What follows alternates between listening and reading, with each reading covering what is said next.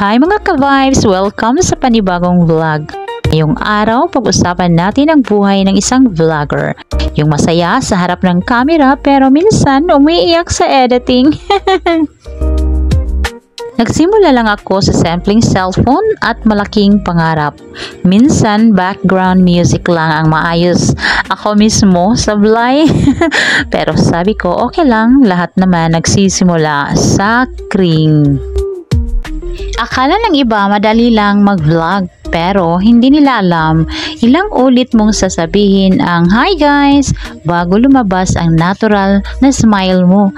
At kung may dumaan pang manok o tricycle, goodbye. Take 2 na naman.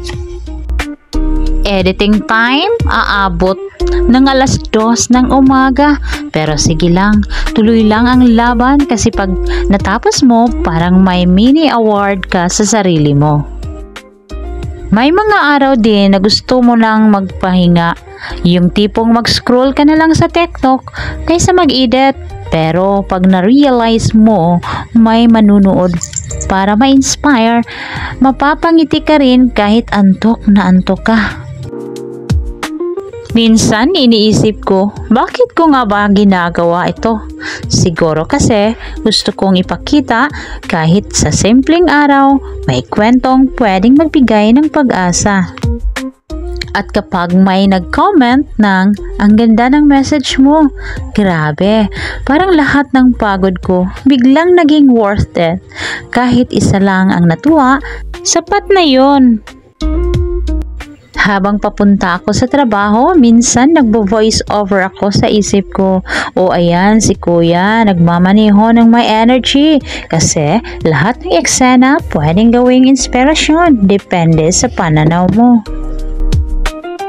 Ang vlogging ay hindi tungkol sa perfect camera o trending content. Tungkol to sa puso at sa tapang na ipakita mo sa mundo kung sino ka talaga. Para sa akin, isa itong paraan ng pagpapahayag ng sarili kung saan naibabahagi ko ang aking mga karanasan at pananaw sa iba.